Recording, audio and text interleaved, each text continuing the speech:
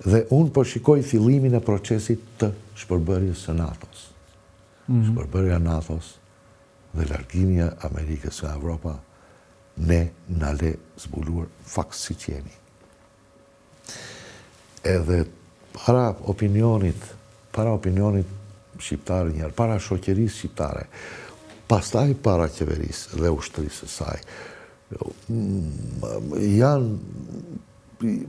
shtrohen disa pikpyetje dhe shtrohen disa probleme e para shumë të mëdha për të zgjidhur dhe e dyta që kanë kosto të jashtëzakonshme në para dhe në kohë. Ne nuk kemi kohë. Sa mendon që duhet shkoj ushtria shqiptare dhe forca rezerviste e saj? Ushtria jonë, metoda jonë du tjetë, koncepti jonë du tjetë koncepti i deterencës, i frenimit. Dhe pra, koncepti i deterencës dhe i tashi është me fuqit bërthamore, që e ke ti po e kam dhe unë. Po më qytet ti do të gjoj dhe unë, do të shkatrojemi. Tashmë ne du të adoptojmë të për forcat konvencionale, për ushtrinë. Okej, si që kishte Hoxha, që nuk jam ushtria me e fort, po erë dhe do lesh kockat. Kosoja pushtimit shumë e madhe që nuk jam vlen... Kjo është koncepti i deterencës. Edhe me po që të plotësohet ky koncept, duhen reforma shumë të mëdha në ushtri dhe në financa. Unë mendoj që jam bërë hapa, goxat mire, ka vajt 2%, unë jam ushtarak, jam i drejtimit ushtarak në profesion dhe në bindje dhe në shpirt, dhe unë nga një anë Trumpin kur tha deri në 5% po të duan të ekzistojnë. Unë mua më përqeu. Pra, veprimi parë, për mua, duhet të ndërmeret, edhe ju media keni jashtëzakonisht rol shumë të rëndësishëm, duhet të ndërmeret një fushat shumë e madhe, sqaruse, mos them kot propagandistike, po le t'i bim kokës, kjo është, që të sensibilizuse, që të sqarojnë shqiptarët që presin kohra të vështira. Dhe duhet që gjithë të masa që unë do t'i rëndis tashi, nëse kemi kohë dhe mund zgjateni, që ne ta implementojmë konceptin e deterencës. Rezervistët është hap shumë i mirë. Sa duhet jemi? Shqipa mjaftush. Gjermania po planifikon këthimin e shërbimit detyrueshëm. Hapi i parë dhe urgjent. Po mirë, një sekond, atëherë, se jemi në kohë, do me thënë, në limite, dhe do t'i bëj unë pyetje dhe ti më përgjigjë ashtu. Këmësoria, sa duhet këtë? Nuk kam koncept këmësoria tashi. Tashi janë combined army. Nuk mund të konceptosh një repart këmësorie. Pa dronët, pa mbështetjen me artilleri, pa dronët e zbulimit, pa dronët, pa mbulesku nervore. Artilleri, sa? I kanë bërë llogaritu sallaret e vjetër para me. Do t'ju them disa shifra që kemi pasur? Kalibri 120 e sipër ne kemi pas 1500 kryegaxhari.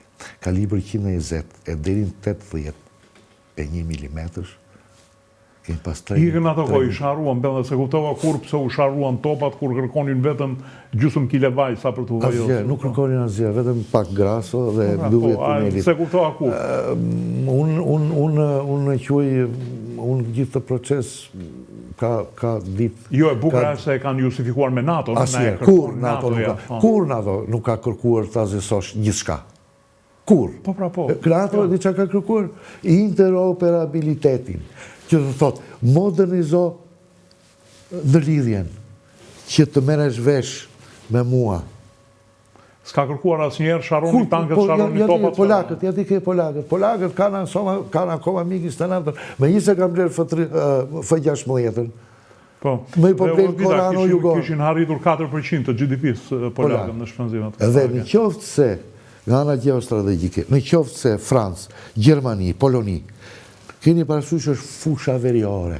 Fusha veriore që nis nga Pirenejt dhe mbaron në Urale. Kjo fusha veriore është hapësira gjeostrategjike ku ka ndodhur të gjitha konfliktet që nga teutonët e deri tash. Ose edhe më shumë herë. Historikisht. Pra, nëse këto 3 shtete europiane e marrin seriozisht këtë çështje, rrezikohet vetëm krahu jugor i jonë, dhe në krahun jugor jemi ne. Pra, se kaluam në geostrategji, në fakt nuk ka nevojë për geostrategji të madhe. Ju them, ne duhet të përshtatsim teorinë e deterencës. Doktrinë e deterencës. Me ushtri shumë fort, nuk po them shumë të madhe. Po shiko, nuk po them shumë të madhe, po shumë të fort. Dhe elementi sasior kuptohet që ka domosdoshmërinë e vetë. Tua them unë me një llogarit tash në sekond. E di sa ne duam 30.000. 30.000. Këta i harin vetëm me shërbim të detyrueshëm. Sa kohë shërbimi detyrueshëm? Minimalisht 6 muaj. Sepse italianët thonë, të pak në generalit italian, 6 muaj është ajo koha minimale për ta përgatitur për ta nisur në front. Po pra, minimalisht 6 muaj. Se duhet 1 vit për të përgatitur me këtë që the ti që dit dronin, artillerinë, njërën tjetër. Rinia e sot me dronin e mëson në videogame. Po nuk është aq që ai luftaraku është tjetër. Jo, s'është ai luftaraku, nuk është, kjo është. Pra, minimalisht, unë mendoj minimalisht 30.000 dhe nga këta ushtarë, do të mbash ushtarët profesionistë. Sa i kemi neve Brezin 18-20 vjeçar? Brezi që mbush moshën për shërbim detyruar ushtarak bashkë me vajzat është ka 27 deri në 32.000 në vit. Po pra, në vit. Do me thënë, duke hequr vajzat, ti del ta mbushësh. Okej. Lutem, tjetër. Përfitimi i shërbimit detyrueshëm ushtarak është rrit fuqin, e dyta ka vlera jashtëzakonshme edukative. Pa diskutim, po nga që s'kam kohë duhet i... Dhe nuk ka kosto. E qartë, e kemi... Miliarderët do paguajnë për fëmijët e tyre, nuk do t'i sjellin. Fëmijët nuk i do paguash. Ai që do paguajnë, do paguajnë për të marrë 5 ushtarë të tjerë. Okej, u tha, rezervistën, trupën rezerviste? Trupa rezerviste është... Pa limit? Trupa rezerviste është kështu, këta 30.000 automatikisht duhet kthehen në 90.000 në rast lufte. Trupa rezerviste?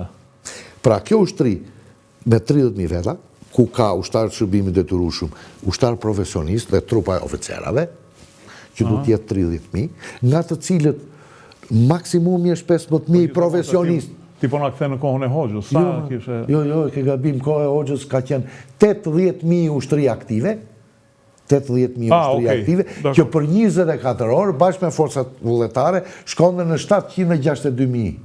Okej, trupa rezerviste ti thua komplet. Armë tankers duhet kemi?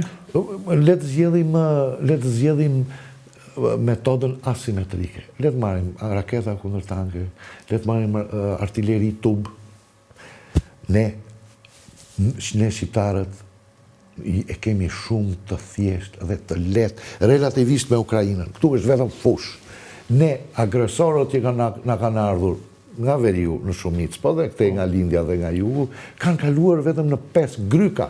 E qartë. Shumë e thjeshtë. Me raketë kundër tanke, në mënyrë të menjëhershme i prioriteteve është ombrella kundërore për të mbrojtur popullsinë. Një sekondë, se ke detyrë të mbrojtësh dhe Kosovën, mos e harro këtë. Normal që e ke, po që ushtria e fortë shqiptare është deterrente edhe për Kosovën tanë. Okej. Trup tankista the s'ka nevojë. Jo, më ka nevojë, por për mundësitë financiare merr asimetrinë, merr raketën. Po mund të marrësh smer tank, merr Bradley, që janë e njëjta gjë, pak a shumë, po janë akoma më të lirë. Janë më të lirë. Që janë treguar shumë efektiv. Doktrina jonë në të gjitha kohëra dhe në kohën kur kemi qenë shtet shumë i fuqishëm, ka qenë doktrinë mbrojtëse. Dhe qartë. Dhe tankët që kemi pasur, ka qenë për dhënë kundër... Për aviacion kemi? Shiko, më lejon 5 minuta? Jo, më lejon 5 minuta. Shiko, në atë kohë, për sasin bëhet fjalla. Po pra, një 20 që thua ti? 12 mjaftojnë. 12 mjaftojnë. Modern. Kemi pas 120 të asaj kohë, por modern 12 e mbulojnë gjithka.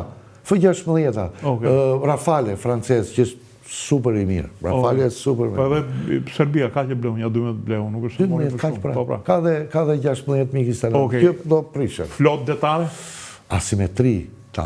Dua që më flotën detare të përdorin përvojën në Ukrajinë se Po, ja ku i blokoj, gjitha të Rusia blokoj. Dhe asimetri në kuptimin e një sistemi RBS 15 suedez top det. Detyra e flotës tonë është blokimi i Otravës. Largëhetja e saj është nga 50 deri në 180 km e këtire. Po, edhe për fat, nevesër se Serbi s'ka dalje detare që mund të të vinë. Po, mbase ka është një tjetër. Me prishën e NATO-s do jetë dhe në një tjetër. Po, e vërtet është. Është kështu, flasim hapur. Jo më jo, po komshie në jugë në veri. Okej, atë jugë. Jo e përmend unë thash në variantin e prishjes NATO-s. Pa tjetër. Më thuaj një organizatë politike ushtarake të përjetshme në historinë e njerëzimit. Jo, gjithçka ka ciklin e vet. Quko, faleminderit, mbas kaq kohësh. Kënaqësi. Do bëjmë të tjera sepse me sa shoh unë zhvillime do ketë dhe duhet unë uroj që të mos ndodhej parashikimi i shpërbërjes. Duhet trajtuar i kolapsit të frontit të Ukrainës, uroj që të mos ndodh. Duhet trajtuar një çik, po duhet trajtuar një çik edhe çështja e riarmatosjes tonë sepse të gjithë zërat tonë që NATO-ja është drejt fundit. Dhe do të diskutojmë edhe cilat mund të jenë këto aleancat dypalshë, sepse me sa duket po kalohet drejt atyre. Po kush e merr të doptin në aleancë më tanë? Më thuaj. E qartë, pa diskutim. Unë ju propozoj që herën tjetër temën, nëse e mendoni ta bëjmë vetëm për ringritjen, rifuqizimin, se e ngritur është, po rifuqizimin e ushtrisë shqiptare. Quko, faleminderit. Faleminderit juve. Faleminderit edhe juve që na ndoqët natën e mirë.